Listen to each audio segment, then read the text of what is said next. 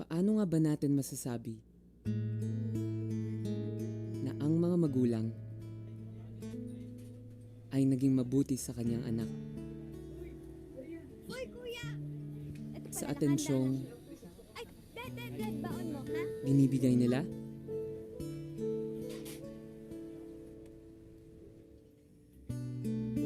O hindi kaya Anak?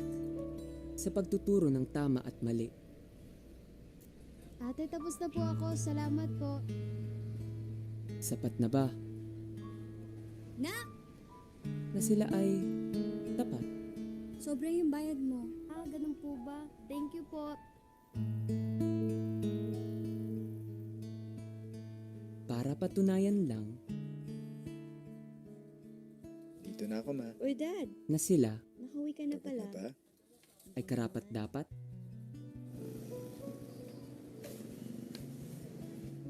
Anong ginagawa mo dyan? Kumain ka na ba? Tara, kain tayo sa loob. Siguro nga Uy, masusukat Bisita, ang ah. pagiging Kaya magulang mas masarap kumain. at pag-aalaga sa kanilang Sarap anak. yan. Oo naman, no? Thanks, ma. Pero, paano kung walang anak? Natutumbasan ng kanilang pag-aaruga.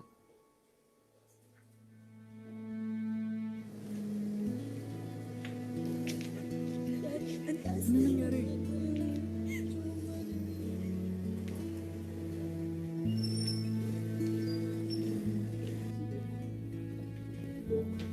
Kumusta anak namin? Kinalulungkot ko. Hindi na namin naagapan ang pagsali ng dugo. Naging matindi ang pagdurugo sa loob ng kanyang katawan. Dahilan ito ng kanyang tagli ang pagpanaw. Miss.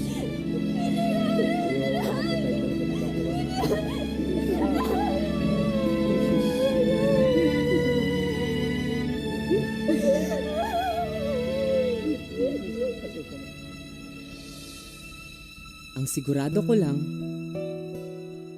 bago sila maging mabuting magulang, ay naging mabuti silang tao. Na kahit gaano kahirap ang buhay, ay hindi nila kayang gumawa ng mali. Hindi nanlalamang sa kapwa at handang tumulong sa nangangailangan.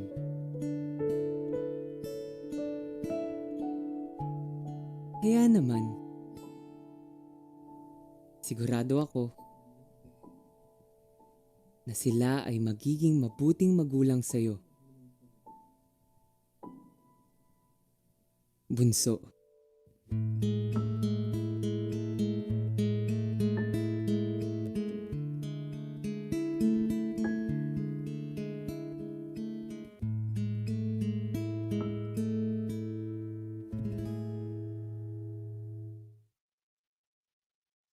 Keeping employees happy and productive means helping them deal with everyday challenges such as stress, anxiety or depression, and distraction resulting from family, legal, or financial problems. Employee issues can be complex and intertwined. When not addressed, they can affect performance and the organization's bottom line. Fortunately, there is a built-to-suit solution that uses a holistic approach to help any organization address employee issues, support positive change, and improve well-being. An employee assistance program from ComPsych, the pioneer and worldwide leader in the industry. ComPsych's customized EAP solutions address the many complexities of life and help with everyday issues such as relationship problems, stress, grief and loss, energizing a career, and dealing with trauma. Employees who call have immediate access to master's and doctoral degreed clinicians who take great care to assess and refer to local, in-person counseling, as well as financial, legal, and work-life resources. And help is available 24 hours a day by phone, video, chat, and app. And organizations receive support with consultation on HR issues such as employee retention, performance, and substance abuse, as well as crisis counseling for critical incidents anywhere in the world. Contact ComPsych about designing your EAP today.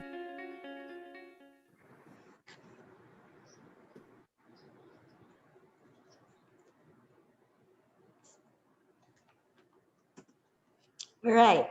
So a very big welcome to all our HR participants from Luzon, Visayas, and Mindanao. So our PMAP members joining us today. Mayong hapon sa tanan HR sa Mindanao ug sa Visayas. Magandang hapon sa mga HR na nasa Luzon and good afternoon to each one and all. Oh, Miss Pinky Mante, good afternoon, mayong hapon, the past president of PMAP Cebu. She's here online. And of course, and I really hope, that everybody is not only physically well, but also mentally healthy as well. As we all know, the COVID-19 pandemic has taken its toll on employees, especially in terms of their physical and mental well-being. And based on current study, most employers have cited rising stress as a top well-being concern for the workforce. And so I'm Joy Fulgencio.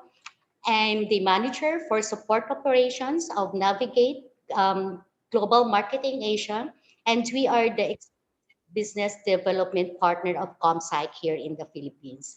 So who is ComPsych? So ComPsych in a nutshell has been in the health industry for more than 35 years. And we are back with experience in helping our members navigate life difficult issues. And we have grown to become the largest provider of employee assistance program worldwide. And that is something that we are really proud of. And of course, I would like to express my heartfelt gratitude to Intellicare, Vega, and Aventus with the partnership, of course, with PMAP Cebu for putting this together and inviting the HRs across the country to listen from the most requested and timely topic about mental health awareness for leaders. Here, we will learn the role of HR and leaders in handling mental health concerns and also to raise awareness on the importance of mental health, especially amidst the COVID-19 pandemic. Right. Wow, we have a great number here attending online. So we are live in YouTube as well. So welcome everyone, YouTube participants, and of course all those online sa Zoom. And it's really a great number, to kick this off. So we have 500, plus participants live sa Zoom, right? So I know we are all excited to listen and learn more about this topic. So without further ado, let's all welcome Mr. Chito Ricamadas, Intellicare's Assistant Vice President of Business Operations, to officially open the session and to give us a few words. Hi, Miss Joy. Can you hear me? Hi, Sir Chito. Good afternoon. Well, good afternoon. Good afternoon, everyone. Magandang hapon po sa inyong lahat. And for those Bisaya here in the Zoom conference, maayong hapon sa atong tanan. Currently, in our count, we have already almost 500 attendees, and we are also live via YouTube, and a total registrants of 700. What a record high for HR Cafe. And in behalf of Intellicare, it is my honor to welcome you all to our second virtual HR Cafe for 2021. Just to give you a brief history about our HR Cafe, when we started this 5 years ago in Cebu City with only 10 HR practitioners and people managers gathered together for an informal discussion just to share their inputs about their best practice. Then after 2 years, it was already a nationwide activity held in various regional centers of Intellicare with more than 100 attendees showcasing varying timely topics relevant to the interest of all people managers. When pandemic came, we immediately innovated our HR Cafe into virtual via Zoom platform, which opened doors to all interested HR practitioners and people managers coming from Luzon, Visayas, and Mindanao in one learning session. So this afternoon, together with PMAP Cebu Inc. and ComPsych, our mental health program partner, we'll share with you a very hot topic about mental health awareness for leaders. We are bringing in a distinguished speaker, Australia's leading laughter expert, whom we will be formally introduced later. Mental health is very important for leaders because this affects our emotional, psychological, and social well-being. It affects how we think, feel, and act. It also helps determine how we deal with stress. So I know there are a lot of leaders here in your organization. So, and I'm sure you are all very busy.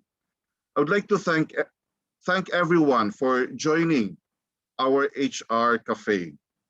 And I would like to end my opening remarks with a quote that our mental health is a priority. Your happiness is an essential. Your self-care is a necessity.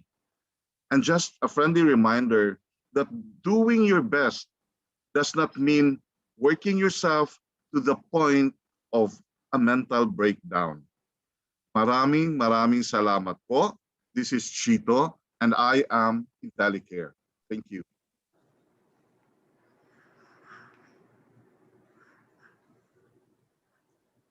Daghang salamat, Sir Chito. Na-miss jud ako ang ano. By the way, I'm born here in Manila but I'm raised in Mindanao. So gikan jud kog General Santos, dalipay ko nga naay taga Jensa, naay taga Davao. So anyways, daghang salamat sa Thank you. sa and yeah, and right, and of course, as much as we want to to talk with you with other local, I don't know, local tang, and ang kaya lang nako karon Bisaya ug Tagalog. But anyways, yeah, dili na nato siya tugayon, no? We're not going to keep it hold. All right. We're going to keep the ball rolling. And of course, as mentioned, in the past, no, as Sir Chito informed that nung nag-umpisa sila for HR Cafe, 10 attendees pa lang yung nag-join sa kanila, and moving forward, every quarter, Intellicare is having this program, the HR Cafe, to reach out to all HRs, in partnership, of course, with PMAP. So we really appreciate the initiative of Intellicare and, of course, Avega and Aventus and PMAP, not to invite ComSci for us to facilitate, for us to be involved in this project. And we are really glad that ComSci, we are given this venue for us to promote as well the employee assistance program that we are that we are having an exclusive partnership with Intellicare and Avega. So and of course, on would say employee assistance program. This is the I would like also to take this as an opportunity to promote ComSci, especially with HRs that are not yet enrolled with employee assistance program, because we all know that even the government has recognized the need of having an employee assistance program in the workplace. And we are glad that with partnership with Intellicare and Avega, we were able to reach out to their existing clients, and hopefully those HRs here and the organizations that are not yet enrolled with employee assistance program, with this by listening to this webinar, we can encourage you, and we can impart the importance of of the mental health, not only for the employees but also to family members of the employees of the organization. And and as you know, by partnering ComSci as well, we are providing this webinar session. We have conducted a global webinar to all our existing clients that are enrolled under Intellicare and Avega. We imparted sessions live, sharing recorded webinar. We have our online toolkit as well, and by participating here in mental health awareness program, we hope that everyone will be enlightened on the role of the HR, also of the leaders, correcting the perspective, for HR that are responsible, to provide provide help or counseling in a way to employees that wants to talk to the HR and leaders. So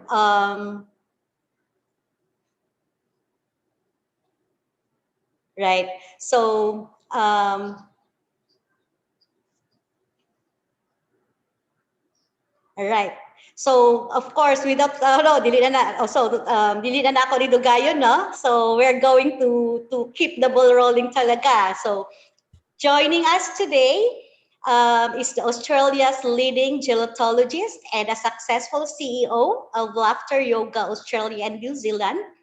And, following a work-related life-threatening health issues in 2002, he found firsthand the importance of being well or being well at work. He is the director of Holistic Services Group, and he travels the world speaking to a variety of groups about the importance of looking after your emotional, mental, physical, and spiritual health at work and at home. And with his 10 years of experience as a professional speaker and with his style of delivery, it has led him to be considered as one of the most dependable, confident, and successful presenters in Australia. Not only that, he is also a member of the National Speakers Association of Australia and has graduated from the Australian Professional Speakers Academy. And recently, he was awarded as one of their top awards as Mentor of the Year. Here to discuss the mental health awareness for leaders, please all welcome our source speaker for today, Merv Neal. Hi, Merv. Hello. Joy, Good afternoon. hi, how are you? Am I coming across loud and clear? Yeah. So we are glad that that you are with us today. So we are actually anticipating to learn about the role of the HR and leaders in handling, mental health concerns of their employees. Right. So Merv, take it away. Thank you so much. Now, I'm not sure exactly how much everybody knew about what just happened in the last 10 minutes. I was listening to the presentation and the speakers and introducing me. And then all of a sudden, my screen just turned into a circle and it said, I'm sorry, you're not allowed into this meeting because it's exceeded 500. I go, no, not now. What's going on? There's 500 esteemed people waiting to hear my presentation. And I just got kicked off. So I will have to admit that my mental health is a little bit on edge at the moment, but I'll get over it. I just need to get focused again and back on track with exactly what I'm here to do. So thank you so much for the opportunity to come along. And hopefully in the next hour and 7 minutes that I'm with you all, I don't get kicked off again. I'm sure everything will be fine. It's a privilege being here. And once again, before the IT went a little bit astray there, I was watching the esteemed group of people that we have here, and it's such a privilege to be with you all. And I was thinking to myself, wow, what can I tell these people? And I'm going to tell you what I know and what I've learned and what I've understood in my life as a therapist. So I am actually a therapist. I work in our conventional medicine system as a laughter therapist. I may be the first laughter therapist you've come across. I'm also a holistic health practitioner. So as a therapist, I'm working in the sickness area. As a holistic health practitioner, I'm working in the wellness area. So I like to play in both fields there. And I've been a corporate trainer since 2002 as well. So I'm here on behalf of ComPsych and Intellicare today. And once again, thank you so much for the opportunity. In my role as a facilitator of a conversation. Now, I appreciate it's really, really hard to have a conversation with some 510 people, and we're going live to Facebook as well, but I'm going to give it my best shot because I'm here to share what I've learned along the way, and we have a PowerPoint presentation to share with you as well, and we'll have a question and answer at the end. I like to have questions and answers as we go, so if you have anything to ask me, please don't hesitate to put it into the Q&A box there. My team of people will be monitoring that, and they can interject me at any stage and just say, Merv, we have a question here. Could you give us your opinion on that? And I would be delighted to. It was mentioned about COVID. I've been involved in owning and operating businesses, my own businesses for 51 years now, 51 years. So that may give you a little bit of an idea as to how old I might be. And in that 51 years, I've seen many, many things in my business and personal life, but I've never seen anything like this COVID. This is one with the lot. I've seen the several recessions, transition from one century to another, the coming down of the Twin Towers, the financial crisis of 2008. I was actually in New York when that happened. If you put all of those together and multiply it maybe by 50, that's what we're going through at the moment. So the point I'm making there, friends, is at the moment, it's okay to be not okay. It's okay to be not okay. So whilst this presentation is very much about mental health awareness for leaders in organisations and industry and business, as you people are, this is all about you as well. So hopefully today, in the very short period of time that I have with you, we can all take away just one idea, which will be able to help us personally, our friends and family, and the people that we're responsible for at work. That's my hope. And let's see if we can get there in that period of time. As a therapist in 2019, pre-COVID, I was working mainly with people with depression, That was the major illness that we were working with. Come along 2020 and COVID, everything went to anxiety. There was this massive instant shift because of the fear and anxiety levels that were created because of COVID and the uncertainty. So once again, that's quite normal. It was most expected. What's going to happen once COVID has moved on to whichever degree it can and provide a new world opportunity for our businesses and our lives dealing with this pandemic, post-pandemic, the depression is going to come along again. This is just the natural pattern of any disaster. And I've been involved with bushfires, floods, droughts, all sorts of disasters that have happened. And as I said, COVID is 1 times 50. So it's about getting ourselves and our organisations ready with whatever tools and equipment that we can to be ready, not if the mental health tsunami comes along, but when. Here in Australia, where I am, our 2010 Australian of the Year, Patrick McGorry, is a mental health advocate and campaigner. And he talked recently on national TV about a mental health, a shadow pandemic. And the shadow pandemic behind the COVID pandemic will be the one of mental health. All right, so we need to be ready for it, as I said, if and not when it comes along. Now, what's interesting about mental health, and once again, I was watching the esteemed group of people that were coming on board, and so many of you were health and safety officers for major organisations. I recognise many of them. And what was interesting about this thing called occupational health and safety, going back maybe 20 or 30 years ago, when I first come across it in my IT business last century, what was really interesting, it says occupational health and safety. But what we seemed to do was go straight into safety. And it was very much about the physical attributes of the people and making sure that no one harmed themselves physically.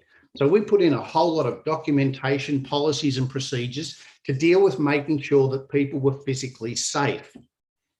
But we forgot about the health side of things.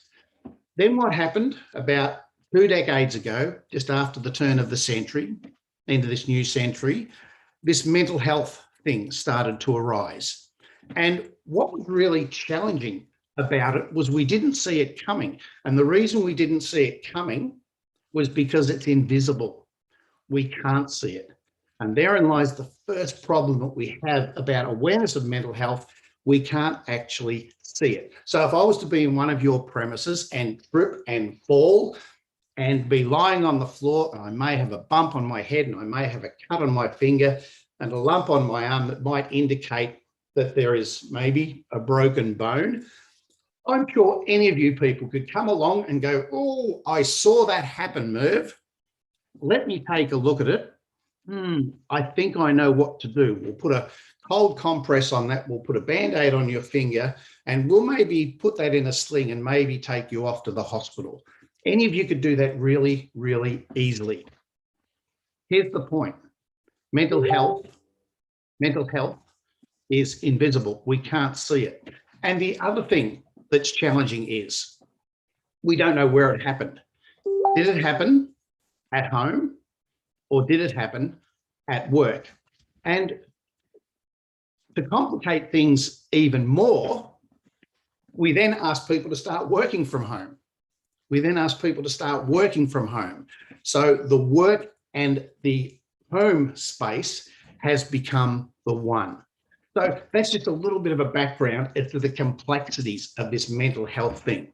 But it's okay. We're going to spend the next hour working on giving you some hints and tips and ideas about how we can help to resolve this. Okay, so onto the PowerPoint presentation. Let's just grab this here. Excellent. And if I go to here and we'll just play from the start. Nice. So hopefully, and I'm sure one of my amazing team of assistants there will tell me if you can't see that. And we're just going to go through this presentation now. And the agenda, we're just going to give you an overview of mental health concerns, factors impacting on mental health, signs of emotional distress, strategies for supportive interactions, and destigmatizing mental and emotional health distress, responding to suicide and available resources. And in the promo video for ComSite there, you certainly saw most of those resources that are available through ComSite. Okay, so a couple of facts about mental health, and I'll just let you read through those at your leisure. But what's interesting about this data, this was pre-2020. Pre-2020. So whatever you're seeing there, I can guarantee you it has changed and increased quite dramatically. As I said about the shadow pandemic coming after the COVID pandemic, it will increase even more.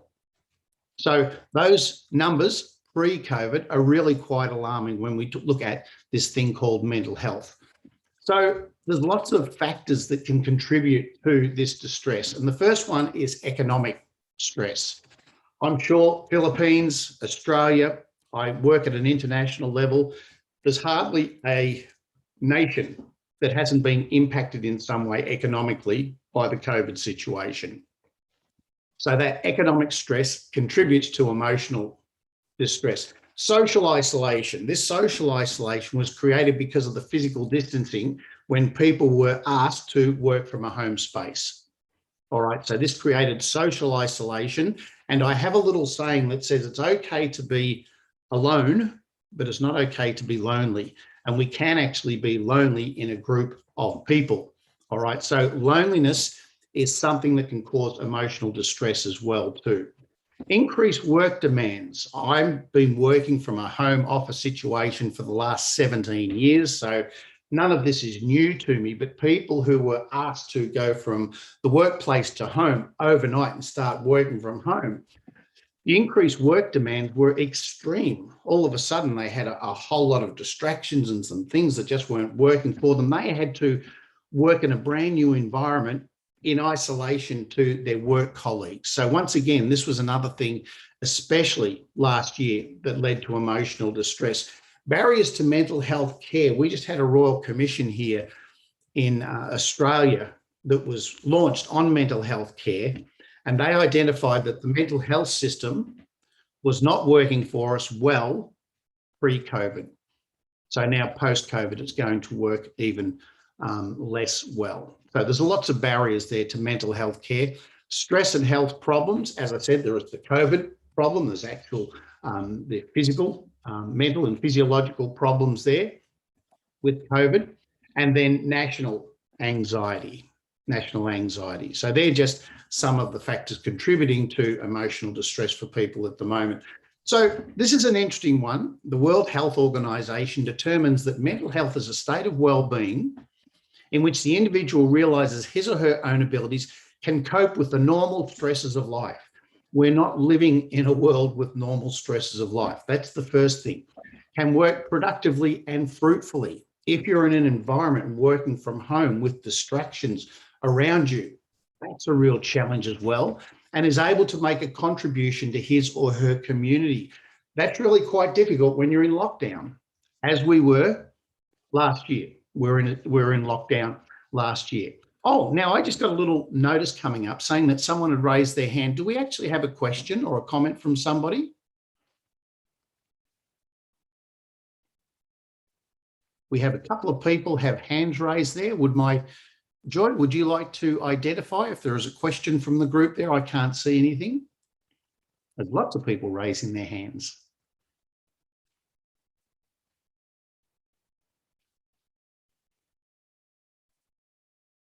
No?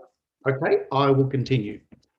So that's what the World Health Organization suggests mental health is. Mental illness, on the other hand, is a continuity of negative thoughts where the person spirals down to the point where professional medical assistance is required.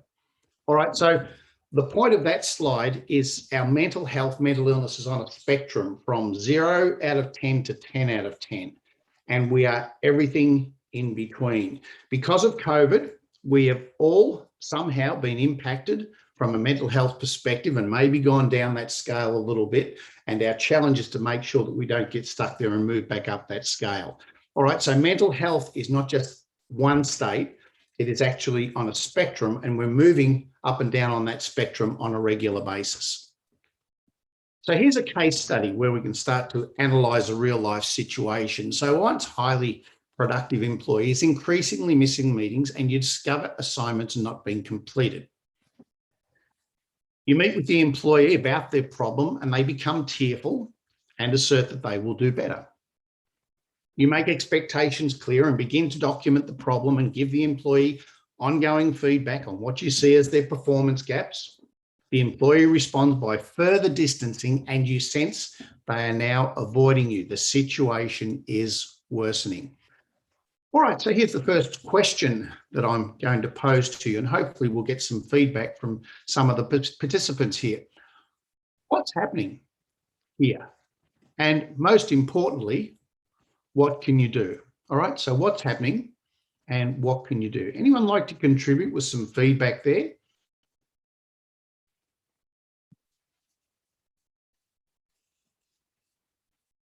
I can't see the chat screen, so I'm going to rely on my team to let me know if there's any people popping some things into the chat box there.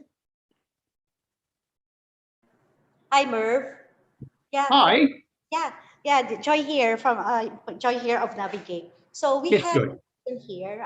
We're talking about the mental health. So they are asking if what is the importance for everyone to be aware to know more about mental health. What's the importance of everybody knowing more about mental health? Yeah. Why is it important to for them to be aware the importance of the mental health? Thank you so much. Well, I think the most important thing about mental health is it can last forever. It can last forever. So someone's mental health can be in jeopardy as a result of a physical situation.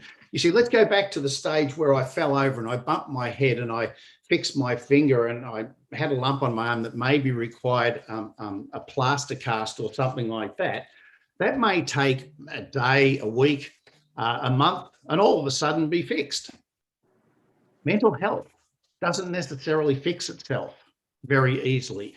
And I've certainly dealt with many, many people, for example, people who have had cancer, and all of a sudden their mental health is impacted forever. So the cancer may come and go and may be rectified in some way, but they live in a state of mental stress and distress as a result of the physical illness. So I think that's the first point to make, is this mental health can last forever. What's interesting about it, and I'll just make the second point, going back to the point I made before, because you can't see it, you don't really know how mentally sick the person is. So there is all this uncertainty. So the more we can become aware of what it is and the signs and how to get the person assisting us with the signs, the better equipped we can actually be in helping deal with it. So the first one is mental health can be worse than physical health and illness, can be attached to physical health and illness, and can actually last forever if it sets in. Does that help answer that question? Right. Murph, I am actually reading this case study, and then yes, there are really instances when the employee would approach the manager or the HR, and they admittedly say that they are having these personal issues, that their mental health is being compromised, and then yes, there are some that will voluntarily seek for counseling, but some would would deny at some point that they are having that kind of emotional or mental issues. So as a counselor, as an expert, how can an HR or even a colleague can persuade that person or that that individual to seek counseling, and and then to how we can help that individual really to make that person realize the importance of to seek for help from an expert, not only from somebody but for an expert. Yeah, once again, great question. So as a therapist, and my friends who are counselors, my other friends who are psychologists and psychiatrists, people actually seek out their assistance so that they can open up. In this case, we as leaders or HR managers of organizations are not in that trusted position. All right. So the word there, friends, is trust. We have to build trust. Now, going back to this case study, if you read that case study, right up until the two last sentences there, it was business, business, business. All right, missing meetings, discovering assignments not being completed. You meet with them, they're very emotional. They say they will do better. You make expectations clear, ongoing feedback about performance. It's business, business, business. If we want them to open up to us and have a trusting conversation, we have to take off our business hat and put on our personal hat. And that's what this case study is all about. So what's happening here is there is a lack of trust or fear. Now, I mean that in a very endearing way. I don't mean that you've harmed them or anything like that. But if this person is going to open up to someone, they have to have their personal hat on and not their business hat. Otherwise, they will be in fear of their job or failing at their job, and possibly the situation will become worse. So in this situation, the key there is the employee responds by further distancing, and you sense that they are now avoiding you. So this to me indicates straight away that this person lacks trust with that manager. And once again, I don't mean that in a nasty way. It's just the fact that if they have to trust you with their mental health concerns, they're not at that comfortable level at the moment, and they are fearful of their job because you have your business hat on. So really important to know which hat you have on. When I'm working with people as a therapist, I've got my therapist hat on, and the people are generally there acknowledging that they are sick, and they're saying, how can you help me? In this case, friends, we are on the other side, and we're not therapists, we're not counselors, we're not psychiatrists or psychologists, but we know there is a situation there that we need to be held responsible for on behalf of the organization. So we need to get the person to open up just ever so gently, piece by piece, at a personal and not a business level, so that they can actually start to share what's going on in here. See, the only way we will know about that person's mental health situation is to get them talking. Right. I agree. I perfectly agree with and Mir. And then just a follow-up question in here. As an HR or as a leader, they are also curious on what extent is the responsibility of the company to its employees when it comes to taking care of the mental health of their employees. Especially if it's already affecting the work performance. It's affecting the work performance of that employee, and also affecting the personal life, of that employee. I did mention before, where does this mental health thing happen? Does it happen at home or at work? It happens at both. If I fell over in your office, it happened in your office. If I fell over at home, it happened at home. This mental health thing is enmeshed between our work life and our home life. And there's a thing called vicarious stress or vicarious trauma. And this is where we take the stress or trauma from work, home, and guess what? We take it from home back to work. All right, so it's actually transferable. And what's interesting is because now we are working from home, there is a mixture of work and home stresses all happening. And certainly during COVID, whilst I was working at home and have been for 17 years, my wife started to work from home. So we were both working from home. So we were both at our workplace in our home, and it became very stressful. Very stressful. I've been married for 42 years to the one lady. I'll let that sink in for some people.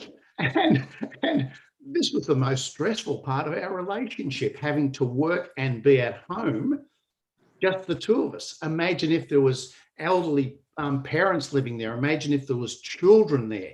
The amount of stress that was created by this working from home situation last year was extreme.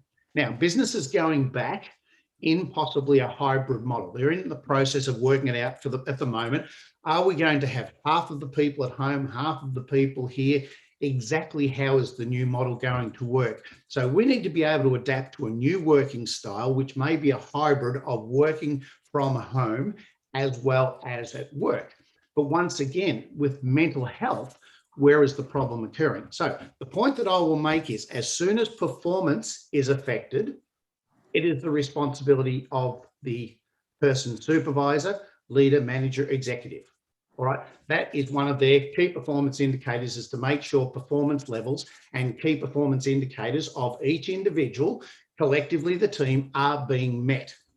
Now, when they're not, they need to do something about it.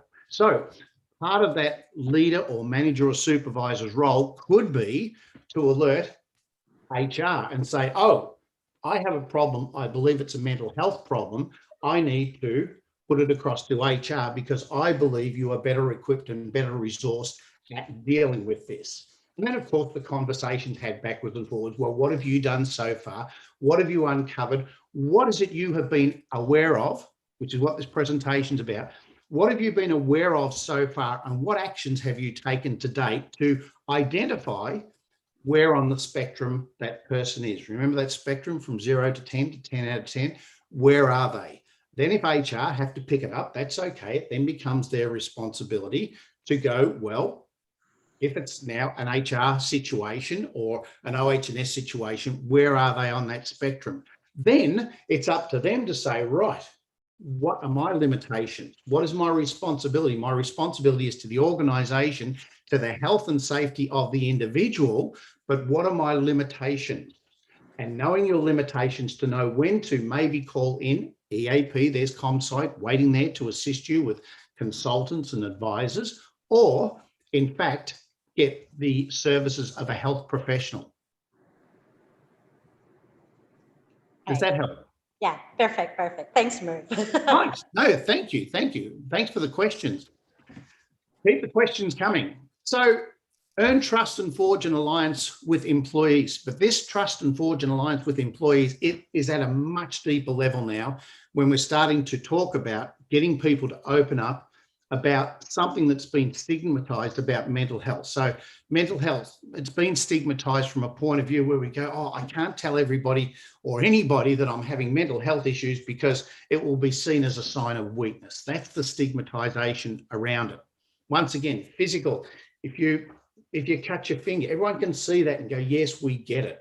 But we need to have trust and alliance with the employees where they can open up if they believe that they're actually struggling before it gets too far down the track. We need to accept differences and distress. I believe, as an ex-military person and 51 years in business, I can deal with stress a lot better than other people. That's just my belief. So I need to be accepting of differences of people who maybe can't deal with stress as well as I can. So that's where it all begins. Expression of value and caring. We must value the employee to get them to open up and forge an alliance and have a care. factor for them. Solidarity and belief in success. So we need to make sure that once again, we're always focused, not just on the illness, but on success beyond the illness. So what's it going to look like beyond dealing with the situation?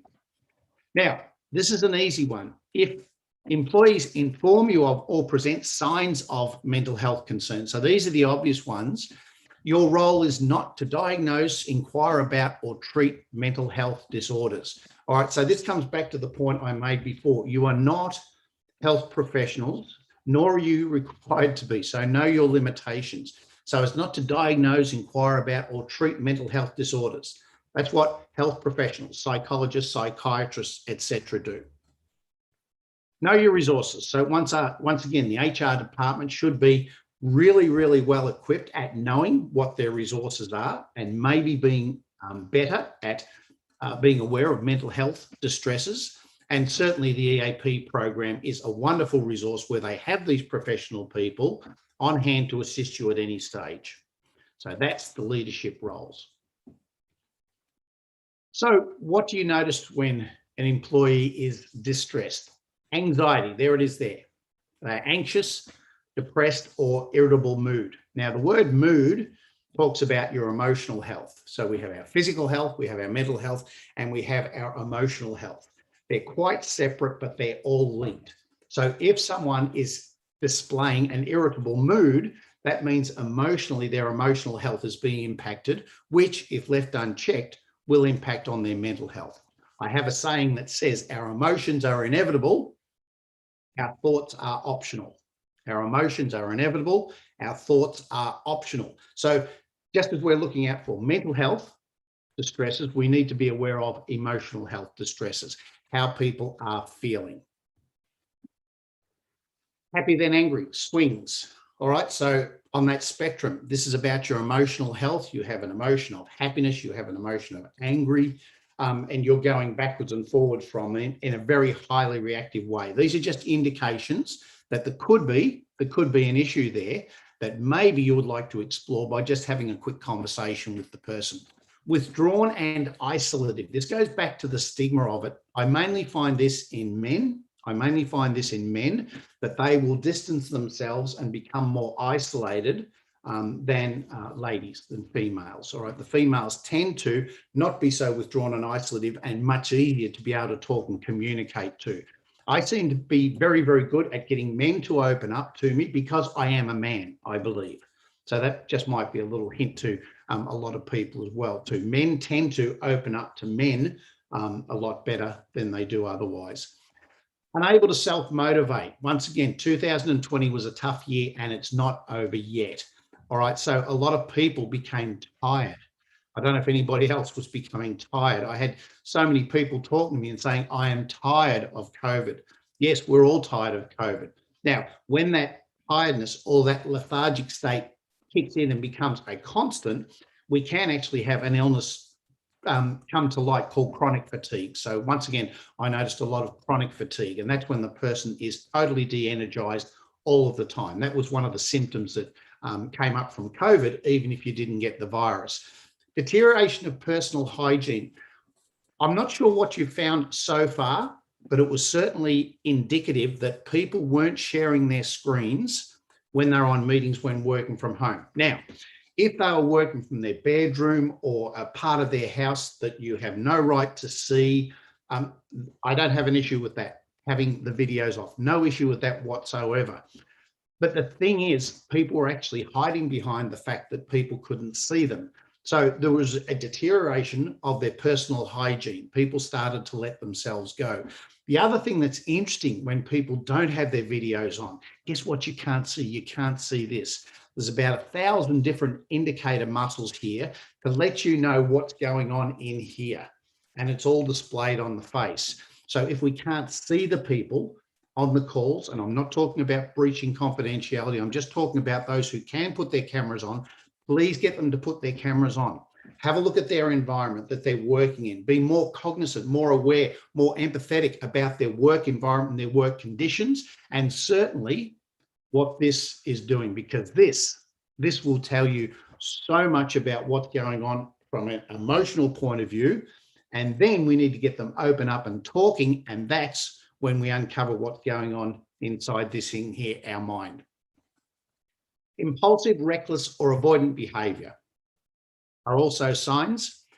Interpersonal problems and or excessive conflicts. As I said, if they're working from home with other people who are working from home, we may get excessive conflicts, not just in the work environment, but actually in the home environment as well. They were transferable and will transfer across. Bizarre and or irrational thinking. I was talking to my psychology and psychiatric friends during 2020, and there was a thing that they were diagnosing called foggy brain. And it was if your brain was just in a constant state of fog.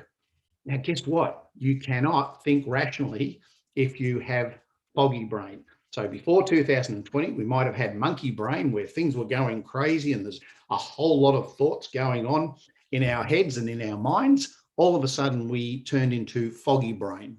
So once again, that leads to bizarre and or irrational thinking. And difficulty sleeping, weight loss and gain. The weight loss and gain, we may have all put on a couple of COVID kilos because we're exercising less and we're maybe eating differently to how we would have been eating in the workplace in a more structured way. So once again, seeing the people, you can actually see indications of weight loss or gain. And certainly a lot of the young ladies that I work with anorexia, it's obvious about the weight loss there, indicates a mental illness. So anorexia is certainly a physical illness, but it is related to mental health and mental illness as well. All right, so lots of clues that you can actually get there about if someone is actually in problem. So here's another little quiz for you. What would you do if you saw someone sneezing? I would suggest you probably get a box of tissues for them. You would make sure that they didn't have any signs of COVID for a start, but if you saw them sneezing, you'd offer them a box of tissues. What would you do if you saw someone crying? You'd probably go over and try and console them and go, oh, there, are you okay? You okay? What's the problem? You would be very, very empathetic straight away, and crying is an indication of emotional health. What would you do if you knew someone had been in hospital for a heart problem? You would probably suggest to them when they came back to work, oh, don't lift that. Make sure you don't do anything that requires heavy lifting. Don't race around too much. Let's just take it easy a little bit. But here's the question to you. What would you do if you knew someone had been hospitalized for depression? What would you do? I encourage you to pop in the chat box there. What would you do if you knew someone had been hospitalized for depression?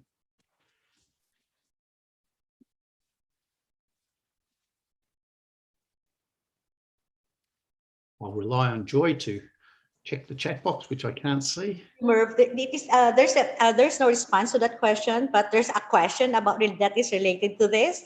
Oh, so, please. If you are seeing if you sense that a person is having signs, of being distressed, but that individual won't talk or open up. So is there any way that we can help that individual? So the comment also is in a form of a question. Once again, a great question. That person's not opening up. What do I do? Understand why they're not opening up. Understand why they're not opening up. So they don't trust you or they don't fear you. And like I said, don't take that word trust in a harsh way that you've done something wrong. It's just that they are not comfortable or in a trusting relationship with you, or fearful that there may be repercussions of opening up to you. So what you might like to do is recommend, and it comes up in the slides later on, don't tell people what to do, recommend that would you like to go and talk to someone in HR? I'm personally concerned as your business manager about your performance levels. If you would like to talk to me about what's behind that, I'm here for you. I have some time right here, right now, confidentially. Let's go into a meeting room, just you and me, and let's just have a chat about it. And then if they still don't open up, recommend that they go and talk to someone who they are comfortable opening up to. So you might say HR. They may not be comfortable with HR.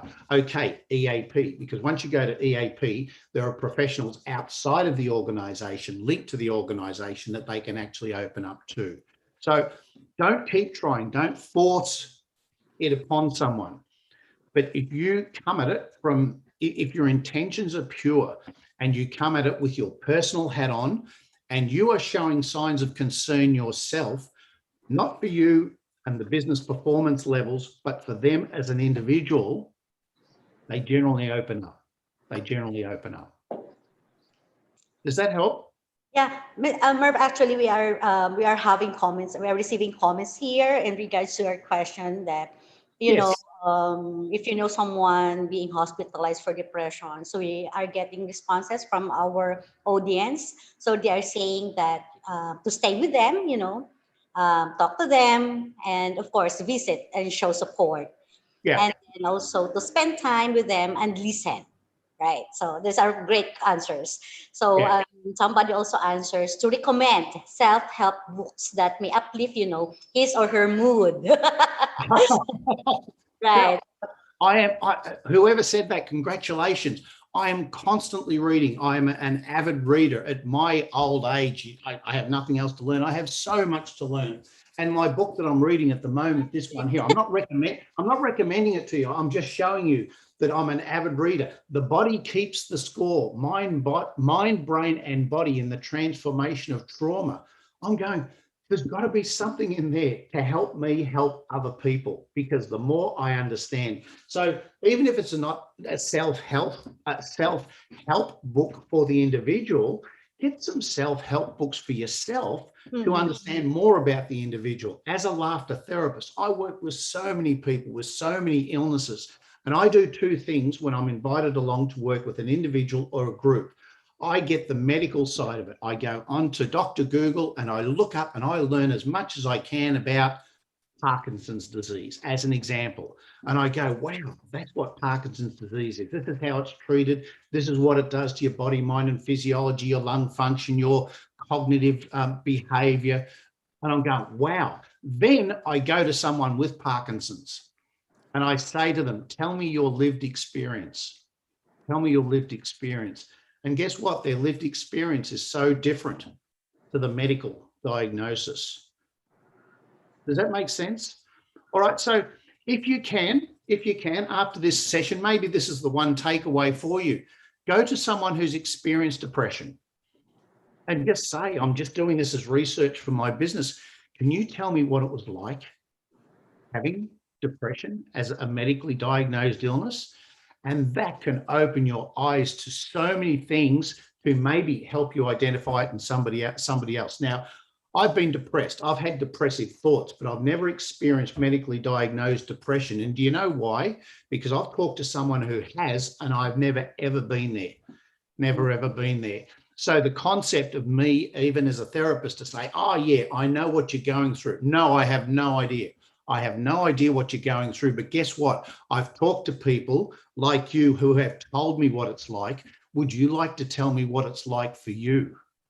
And they go, wow, this is about me as the individual now. And this person wants to know at a caring level so that they can help me as they've helped other people. Does that help anyone at all? Yeah, right. That's actually a perfect idea for us, especially for the persons like us to understand better on, on dealing individuals and also those, medically um, um, diagnosed patients. It's the same thing. It's regardless of mental or physical health, where I really have to be compassionate. And also, I also want to share this one, Merv, because this is really a good comment that this is coming from an HR officer. So she's saying that honestly, I wouldn't want them to talk about it because maybe it's such a sensitive topic. Not unless they open up to me first. What can you say about it? No, that's fine. That's fine. If you are outside your comfort levels, give it off to somebody who is comfortable with it. There is plenty of people down the chain from you who are comfortable with it. And this is one of the fears. I think it's in the PowerPoint, this PowerPoint presentation coming up. So there is lots and lots of concerns about dealing with someone who has been hospitalized for depression. And the first one is, what do I say? What is it I need to say? You don't need to say much at all, except how can I help you? How can I support you post-hospital? How can I support you? That's all you have to say. That's all you have to say. Let them know that you are there, but certainly know your limitations. So if you are uncomfortable, don't go outside your comfort zone with it. Know your limitations. Right. We are receiving lots of comments right now, Merv. But let me know if the, the thoughts let me are know. along the line of what you've shared already. So That's okay. Let me know if there's a comment that says, get him off, get him off. I really need to be aware of that comment just in case it comes off. It could be there. It could be there. right. On the basis that there is not a comment that says, get this guy off, I'm going to keep going actually, because I'm enjoying this immensely. And this is wonderful. I didn't think I'd be able to have a conversation with over 500 people, but it appears as though we are. And here, friends, is some of exactly what I was talking about. So some common responses with someone coming out of hospital who's been in there for mental illness is confusion and fear. I'm confused and fearful of this situation. What do I do? Will I make it worse by talking to them? This is the little voice that's going on inside our head. Common response. Judgment, and this is about behaving dismissively. If that were me, I'd never do that. Why are they doing that? If that were me, I'd never do that. Dismissive, judgment. Frustration and anger, blaming and conflict. They're behaving that way to provoke me. My wife is not here at the moment, but after 42 years, I firmly believe that she does some things to provoke me to see what I do.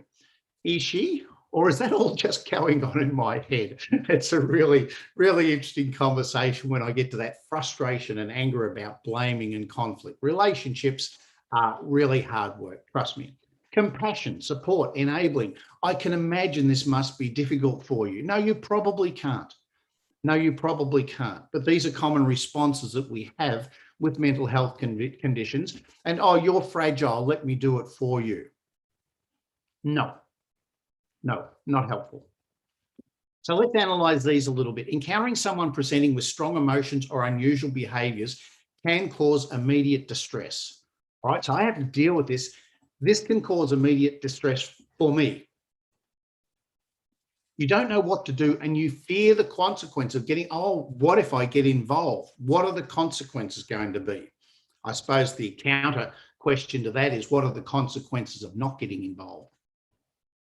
So recognize you cannot fix the problem or make them feel better, but you can help. Now, when Merv fell over in your office, it was instant. The damage was instant. Mental health concerns can occur over weeks, months, or even years.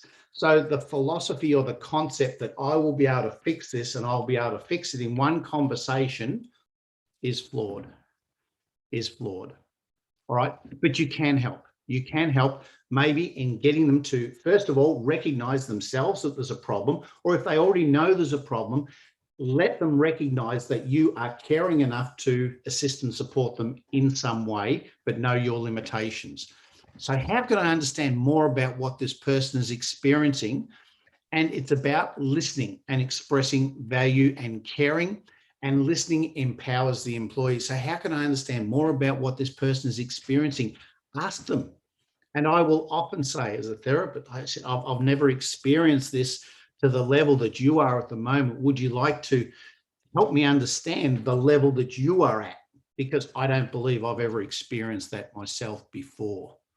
That's not being arrogant or putting myself above them. It's just saying, please help me understand. Stephen Covey, The 7 Habits of Highly Effective People. Seek first to understand and then be understood. All right, so how can I understand more about what this person is experiencing?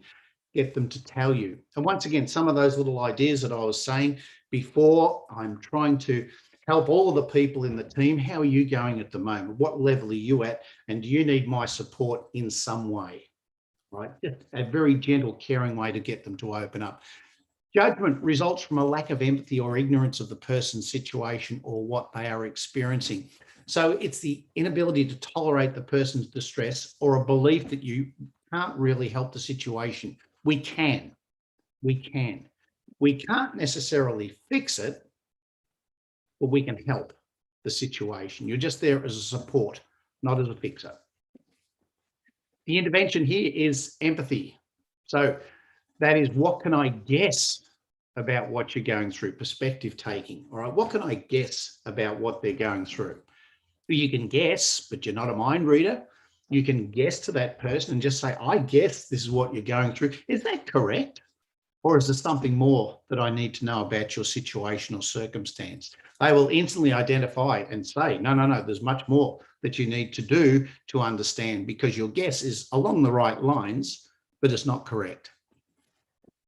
When have I suffered and struggled? I've lived a long and illustrious life, 3 children. I saw that very moving video at the start of the presentation before I lost the link about being a parent. I've been a parent to 3 children. They're quite old now. I've been a husband for 42 years to a person. You go through an awful lot of stuff. So when have I struggled and suffered? Often. Actually, I'd like to think that I never did, but often. And guess what? My biggest struggle, I believe, was last year, because it wasn't just struggling with my own feelings and mental health, making sure that that was in check, but my family. I had to keep in touch with each and every one of those people as they went through a transition, not if they were affected, as they were affected, because we've all been affected. So when have I struggled and suffered? Emotional empathy is through vulnerability, but it's about opening up to people that you are not void of this whole thing and you are wanting to get inside their head. And the only way I can get inside your head is through the words. Could you please tell me with your words what it is you know that I need to understand? That takes away the judgment. Frustration and anger, personalizing their actions, belief that they're behaving intentionally to undermine your authority. They're out to get me. Intervention, acknowledge and understand. Am I angry? We were all angry last year for some reason about something, and maybe more angry more regularly than we have been in the past. Why would a decent and reasonable person behave this way? If that's the question that you need to ask yourself, why would a decent and reasonable person behave this way? Have a look at that word reasonable. Able to provide reason. There was an awful lot of reasons why we would be unreasonable last year and even going on to this year. What might be their positive intention? Is this a cry for help? Is their actions not there to actually make me angry and get me frustrated, but is it a cry for help? Are they struggling to deal with something but don't know the words to display the thoughts to actually put out a cry for help? And the final one is compassion. So it's a product of empathy and someone who is in pain. The third research study that I did with laughter was with people in chronic pain. And the thing that I found out about pain, once again, I researched it through Dr. Google and I talked to the pain professionals and pain doctors and pain medication experts, etc. Then I talked to people who were in chronic pain, and guess what? 2 totally different stories. And your pain is your own. Your pain is your own. We don't have pain that is this thing that we can see. That's not pain. I can't see it. I can't touch it. It's very much like mental health. We can't see it. We can't touch it. So it's very much about understanding that person's ability to tolerate pain and then to decrease their pain levels. Requires an awful lot of empathy for someone who is in pain. And don't forget that pain can be emotional, mental, physical, or financial pain. Financial pain is a big one, especially people who have lost their jobs as a result of COVID. It's our natural desire to help. So this person is fragile. They're fragile. So I need to treat them very, very carefully. Otherwise they may break. I should make things easier for them and lower my expectations. This is the problematic perceptions that we have. The intervention is bifocal vision. So this is about what do I admire, respect, or appreciate about this employee, and how might they succeed in the future?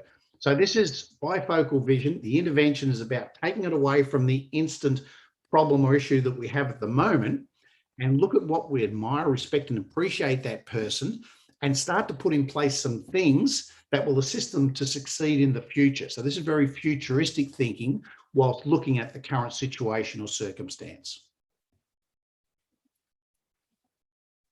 So perceptions become internalized, convey positive expectancy while acknowledging present difficulties. All right, positive expectancy while acknowledging present difficulties. All right, we have 15 minutes. We're going well. We've managed to make up our time, so we're good. Is this helpful or not? Are you okay? Are you okay? So I want you to think about, is that helpful or not?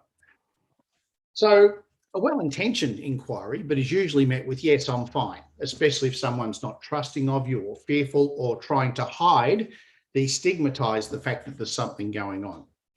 So are you okay is what I call a closed question. It can be answered yes or no. If they say no, okay, we continue the conversation. But if they go yes, we can't actually start to doubt them because we may start an argument about whether they are fine or not. How can I help? How can I help? Is that helpful or not? Distressed people are often unable to identify needs and do not wish to be a burden to others. So they have an element of guilt or shame that, oh, I don't, I know you've got your own stuff that you're dealing with. I don't want to burden you with my problem as well. And how can I help? Once again, if they're in a foggy brain or a mentally ill state, this probably isn't functioning very well to be able to tell you how you can help anyway. How are you feeling? Would you like to talk? Appropriate for those who know you intimately, trust and not fear, or who you think would like to talk about their situation and feelings, provided you have time to really talk and listen. All right, so once again, if you're going to say, how are you feeling? Would you like to talk? Make sure that you've allocated time and suggest to them, there's a meeting room over there available at the moment for the next half an hour, and I've got nothing else to do at the moment. So if you and I would like to go over and shut the door and just have a bit of a chat about life in general, who knows what will come up. All right, so how are you feeling? Would you like to talk? Only going to work with someone who trusts you. So responding to employees in distress, observe. I often start with, I've noticed that. I've noticed that. So I'm coming at it from a point of information and data, not just a thought. Oh, going up to someone and saying, I think that, probably not a good approach. If you go up and say, I've noticed that when you come on the Zoom meetings, it looks as though you've been crying. I've noticed that your performance levels have decreased recently. Is there something in your work performance that there's an issue, or is there something else maybe that we need to chat about? All right, so a good way to open up with, I've noticed that. And then ask, what's happening right now? You see, that's an open question. They can't say yes or no to that. What's happening right now is an open question. And then listen and acknowledge, I know this is a difficult time for you. I know you're going through a lot. And the way I know that is we're all going through a lot. We're going through COVID, never experienced this in our lifetime before, hopefully never experience it again. So through this challenging time, I know that we're all going through a difficult time, and I know that you're going through a lot. And then discuss options. What's worked for you in the past? All right, so once again, this is getting the person to take responsibility, to come up with some actions and recommendations, rather than say, oh, guess what I've done when I've had problems? Why don't you do it? Well, there's a problem with that. They're not you. They're not you. All right, so what worked for you in the past is a really good question to uncover things. And what do you think might help now? What do you think might help now? Once again, very inquiring questions. And finally, can I suggest some resources that have helped other people in a similar situation to yours? Can you see how this is a very non-threatening approach? I've noticed that. I'm really inquisitive to understand better about what's happening right now with your situation. I know it's a difficult time for you, and I know you're going through a lot. There's other team members going through exactly the same thing, and I'm having my challenges as well. Can I suggest some resources that have helped other people in a similar situation to yours? Often they will say, yes, that would be nice. That would be nice. And once again, recommending and not telling is a very powerful way of dealing with these things. So here's a case study. I'll let you ruminate on this just while I have a sip of water. So an employee hasn't been her usual self lately. Her appearance has become disheveled and withdrawn, struggling with productivity. How are you doing? Okay. You're aware that she is caring for an aging parent who is hospitalised. Have a look at that one and type into the chat box, and I'll rely on Joy to give me some feedback about what you believe is happening there now and what can you do.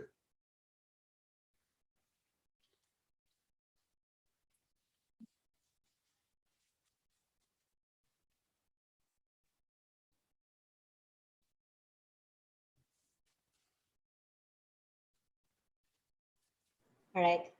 Still waiting for feedback or responses from our participants. Okay. So, all right. So we have here asked what is their current situation and asked what they need. Yep. What do you need? What do you need? Yep. Tell him that it is okay to rest.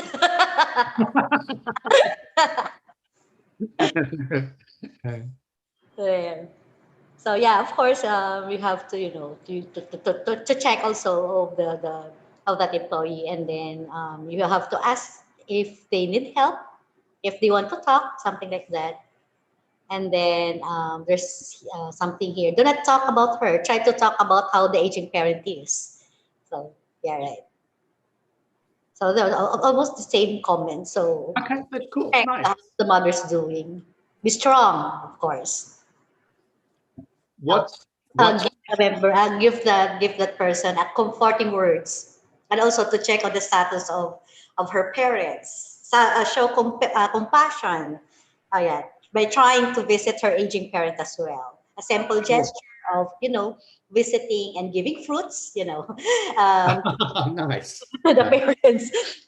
They would that really would lighten up their feelings. So, Nice, nice. Right. So there's lots of things we can do, but what's fascinating about this is this was my life 1 week ago. My aging mother-in-law, 92 years of age, got a blood clot on her lungs, was raced to hospital, and this was my life just 1 week ago. She came out of hospital yesterday. And what was interesting about this is my wife became the instant carer. Now, a carer is someone who maybe overnight, 24/7, has to drop everything to devote their life to supporting another person that they love. It is one of the toughest jobs in the world. I do a lot of work with carers and carer groups, and after one phone call, their whole world can be 24/7 caring for a loved one, unpaid. One of the hardest jobs at all. So because I was in this situation, I'm going, what do I need to do? I know what I need to do. I need to care for my wife and make sure that she is okay while she becomes the carer for her mum. So I become the support for the support worker. Does that make sense to anybody? Hopefully there's a whole lot of people going, yeah, I get what he's talking about. All right, so she had to devote her whole time to supporting her mum. There was doctors and nurses, that's okay. That's what they did, but her mum required emotional and mental support in dealing with this strange environment, knowing that, this was a life-threatening illness that she was going through. So instantly, I had to support the carer. So a lot of people will say, oh, we'll send flowers to the aging parent. That's nice. yeah, But we also, I also want to say this one. It's because she says that maybe the employee is in financial and emotional distress. Talk to her and check if there's a need or what if there's a need for the company to extend help, and then check the company's resources if it can be done. So it's like a initiative coming from an HR giving financial assistance to to that employee, if just in case if there's a financial distress. Absolutely correct. So her performance has become disabled and she's struggling with productivity. So we lower her KPIs and we give her a voucher for a hairdo. No, that's not what they want. That's not what they want. They want support because their whole life has just been turned upside down and they're trying to still support the company, bless them. All right, so that's what's happening there. Very personal to me, that one. So I had to support the supporter as my support network. Don't expect to cheer someone up who is distressed. Oh, come on, cheer up. Come on, let's go along and have a cup of coffee. Let's cheer up. Possibly not going to be helpful.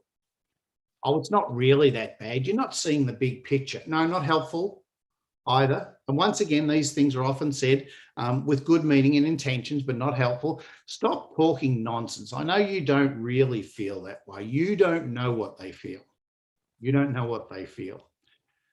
Don't give advice. Oh, you should do this. No. Last thing someone wants to be told is what they should be doing, especially when they've got foggy brain and maybe dealing with a whole lot of issues.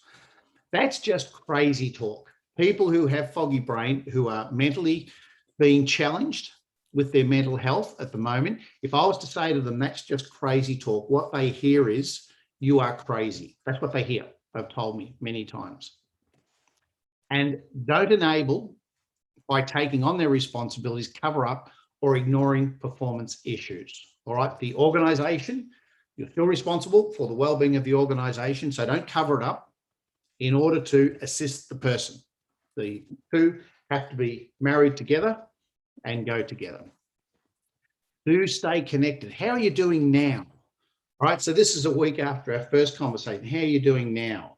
So it's a follow-up. It lets the person know that it wasn't a one-off conversation and then you walked away. How are you doing now? Tell me more. That's a really good one for me. Somebody will go, blah, blah, blah. Oh, that's interesting. Tell me more. And guess what they do? They tell you more. Did you know that talking is a form of meditation? I'll let that sink in for a little while. Talking is a form of meditation, because when you talk, exhale, exhale, exhale, exhale, exhale, stop, breathe in, talk. Talking is a form of meditation. I'll let you process that. I know this is difficult right now. I know you're trying your best. I know these things. I'm here to support you. We need you. We need you. You are such a critical part of this organisation. We need you. Make them feel wanted. Allow them to problem solve and identify needs or options for themselves. You got any ideas as to how I might be able to help you with this? Any ideas? Emphasize that professional help is available and effective. We have ways. We have a human resources department. We've got a OC Health and Safety Committee. We have EAP partners, ComPsych. We have ways of helping you through this difficult period. And stress confidentiality. This stays with you and me. There's a one-on-one conversation. This is just between you and me. It does not go outside of these walls in this conversation. And respond promptly to any suggestion of suicide. I've only got 3 minutes, so I'm going to go through this fairly quickly. It's important, but I'm going to go through it fairly quickly because of the time constraints. So be aware of the signs of suicide. If someone's starting to talk about what's the point of living, life is meaningless, etc., absolute warning signs. Mentioning or joking about suicide, it's not funny. Seeking lethal means such as buying or asking to borrow a gun. I did not write this presentation. I think a gun is extreme, but certainly looking to borrow or buy any form of medication, especially sleeping tablets and the likes. Major warning signs regarding suicide. Giving away possessions. Oh, I'd like you to have this. I don't have a need for it anymore. Saying last goodbyes, farewells, and showing interest in end-of-life affairs such as making a will, discussing funeral preferences, or inquiring about life insurance. So there's some warning signs of suicide. Here's what to do. Here's what to do. This is serious. Ask the person about those suicidal thoughts. Get their agreement to accept help, and then help them to connect with the resources. So it's your responsibility to make sure that they are connected to the resources, the necessary resources, be it health professionals, EAP, whoever it is. It's not about, oh, I'll recommend this. You must take responsibility for this. Observe. I've noticed that you brought up suicide today. Are you thinking about taking your life? There is no around the corner way of getting to this situation. This is serious stuff. You're going through an extremely difficult time. Can you agree to get help? Can you agree to get help? And then you assist the person in getting the necessary help, and that will be professional medical help at that stage. I'd like to help you. Can we call the EAP now? And you do it together. Look after yourself. Normalize distress. We will get through this. What's the plan for today? Start getting some normality back into yours and other lives, planning for the day. Social connection, despite social distancing, prioritize sleep and exercise. Everyone struggles with mental health issues at some time in their life. Everyone struggles with it. Be attentive to performance issues. They're often the business indicators that the employees are in distress. Seek to understand. Create a working alliance, develop that trust and get rid of any fear with the anticipation of success, and become familiar with and use and refer to the resources EAP program. Intervene early when you see employees in distress. And this is the services available, through EAP. It's all on the PowerPoint presentation, and the connections there which our friends have actually put in place. It's right on the dot of the hour, so I appreciate that other people will have other things to do. So out of respect of those people, I will finish the presentation now. I am so appreciative to all of the team who put this on, and all of the people who joined, and especially the IT people, team who got me back into the presentation after I fell out as I was being introduced. I wish you well. I'm going to stay online now in case anybody would like to chat with me. I'm not sure if that's allowed by the team at Interactive, but I'm just going to hang around anyway in case anybody else would like to have a chat to me about anything. Otherwise, I'm going to put you back to Joy and the amazing team to cover off the presentation. Thank you, Joy. Thank you, Merv. We really appreciate. It is really a wonderful and insightful it's very an insightful lecture today. And of course, I just want to share, what I've learned from this session, that, as a leader, as an HR, it is not our role, to diagnose or to treat mental illness. Instead, it is our role to promote mental health awareness program. So that's my takeaway. Because of the time constraint, Merv, we just have to ask one more question, because somebody was asking if, does the mental health illness get worse when it comes to age? If you're aging, that's, it happened. If you have mental illness condition. Our brains don't function the way that they used to, but guess what? Our bodies don't as well. So I do a lot of work with folks with dementia as well too, and that is an onset of a mental health situation. One of the things that I'm always aware of is not to discount an old person that they don't have any wisdom or anything to offer. All right, so I never assume that, their mind's gone, their brain is gone, and they have nothing to offer me. I never assume that. And when you start talking to the folks as they age, you find that there's an awful lot still going on in there. So don't just assume because they're getting old that they have nothing to contribute. Does our brain deteriorate in a way? Yes, and so does our body. Everything starts to deteriorate in a certain way, but don't ever assume just because of the person's age that they are not mentally aware of what's going on, and especially with the elderly.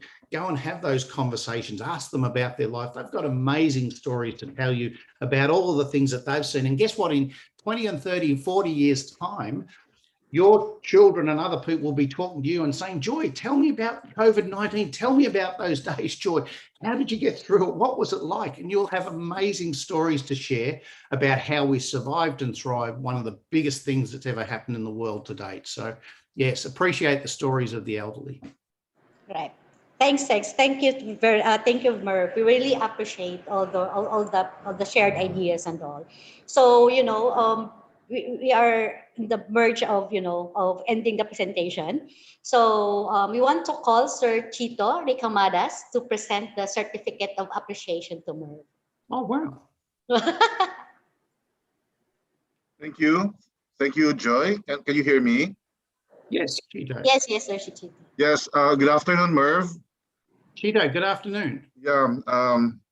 This is truly a very insightful afternoon. And I'm sure a lot of our attendees, we have a record high attendees right now. We are over 1,000 attendees for both Zoom and YouTube. So that's really a record high for our HR Cafe. And wow. I'm sure they have a lot of takeaways this afternoon. So in behalf of Intellicare,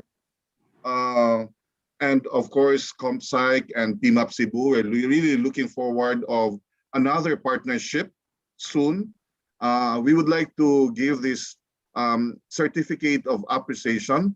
The certificate is proudly presented to Mr. Merv Neal, our guest speaker, for imparting his valuable insights and inspiration during the HR Cafe entitled mental health awareness for leaders, given this 15th day of April 2021.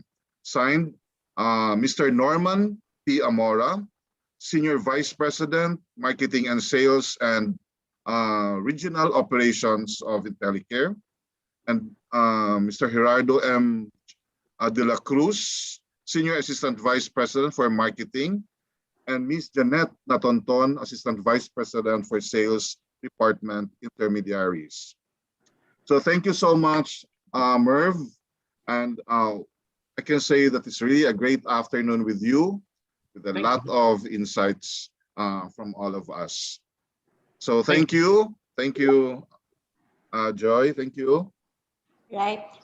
Thank you, Sir Chito. Thanks, Merv.